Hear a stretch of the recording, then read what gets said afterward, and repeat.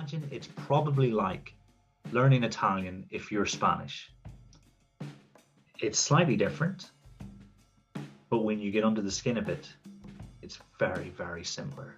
And you're applying lots of the same principles. I don't know, obviously, I'm not a Spanish person who has learned Italian, so I can't imagine. But because English has no relatives close enough for that comparison to be made, I can only hypothesize. I don't know.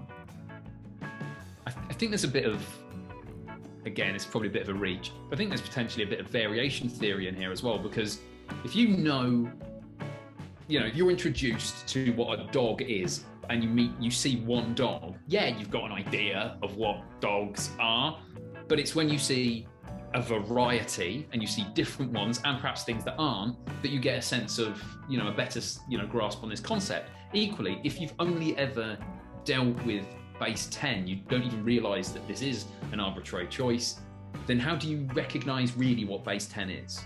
I mean, we all know my thoughts on when we should teach time, and that doesn't feature in my national curriculum.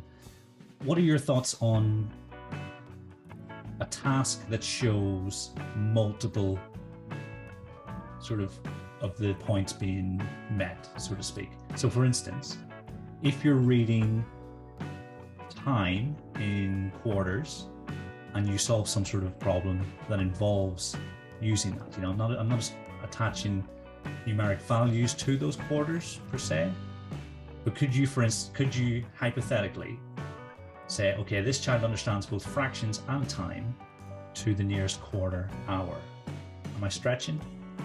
I think you've stretched those statements. I think you might really struggle with those, but the teacher assessment framework and the teacher assessment guidance both say that one piece of work can be used for several statements. So the best example of that is the test paper, isn't it? You have to include that as a piece of evidence, and it's going to help you with several of the statements anyway. Great. But my best example that I try and give to schools is reading scales of measurement. So if the children read scales of measurement, great. But what do they do with that information? Do they then add those numbers together? Do they then calculate with it in some way? Do they find fractions of amounts with it? If they do, then great. We're really looking at several pieces of information right there. Because there are statements on there about partitioning, adding and subtracting, all these kind of things. Well, what are you partitioning? Where are you getting those values from?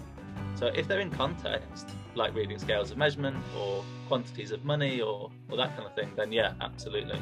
But again, that goes back to our point about a really rich and worthwhile curriculum. We want children to have purposeful reasons to add and subtract, to multiply and divide, to find fractions of amounts.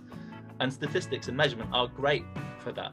So yeah, those statistics objectives often provide us the opportunity to meet some of our face value ones as well, that we might have taught in September, October, and the children weren't particularly proficient at them then, but after a year of practice, they're now really good at it. If I was relying on their evidence from October for how good this child's place value is, I might be doing myself a disservice. But have they proven themselves at place value in their statistics work and measurement work?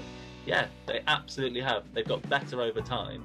So those carefully chosen pieces of work will show several pieces of evidence. And ultimately, whether it's an internal moderation, and I want to really stress that the vast majority of schools and every single teacher will go through internal moderation, and only a small number of schools comparatively will go through statutory moderation. They have to be able to talk the talk and go, right, here's how I've made my judgment, and I based it on this evidence, and I have confidence that this evidence proves the standards because ... And it's a big ask for the teachers, but that's why there's training available, there's exemplification materials, all of those kind of things too. I'm more than happy to accept that my example wasn't the best, because I was making it up and thinking on the spot, how complex can I make this combination of mathematical ideas? But yeah, I appreciate it. And I do think that's important for teachers to realise, is that they can make those connections. I don't know as well, I think the things that I found difficult, and I know that other small school leaders feel the same, is that there is no kind of steps between what happens in the class if behaviour escalates to a point where that child needs to be removed, or we use good to be green, which is a standard kind of strategy, If they got a red card, they would be sent out for 10 minutes. They'd be sent to another class for 10 minutes, or they'd be sent to me. There's no in between. So it feels like quite, not extreme, but there's nowhere else to go. So you go from classroom behaviour management, there isn't a middle leader that's going to kind of step in at that point and kind of bring them back down and put them back in the classroom. You go straight to the head. So that's difficult. And that's the same with parents as well. I found that if parents had an issue, because you are the only person on the gate, they go straight to you, and then there's no one else that you can kind of go to. So we would always, we started sending out the message that if you have an issue, you go to the class teacher first. You have to find a way that works for you, but I think that Harry Fletcher Wood blog about mechanisms is the thing to think about. So what mechanisms have you got in place that will improve practice? I've rambled a bit, but hopefully the general feeling was there. One of my other preconceptions might be that there could be less work in the independent sector, but I don't think that's quite true from talking to you guys on Discord. No, I think, one of the things that, from a completely superficial and shallow point of view, that attracted me to working in the independent sector versus state is I get 17 weeks holiday instead of 13, which is great. Means I get cheap flights as well.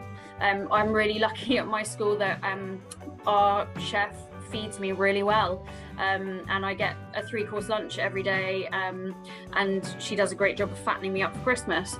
But on the flip side of it, our days tend to be slightly longer. Our expectations are that we do a little bit more maybe outside of work hours, but I think although we've got that extra time on the holiday, there is that pressure to maybe do extra stuff. So we're doing a senior schools event after school tomorrow, for example, so that's something that we'll stay for. We'll do specialist subject drop-ins as well as parents' evenings. We do parent workshops, which staff are invited to.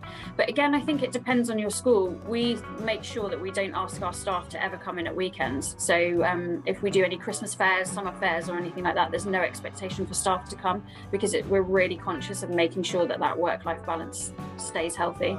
The second part of this chapter is that it's interesting. So that was a real guiding principle for me, was that the kids have to be engaged in this stuff. They have to be interested by it. Now, I happen to be such a massive RE nerd that I think almost everything that I could have picked for the curriculum is interesting. So I had to stop thinking like me and start thinking like a year 5 or a year 6 or a year 2 or a year 1 and think what is interesting. Well, stories are interesting. Getting to poke your head around the door of somewhere you've never been is interesting.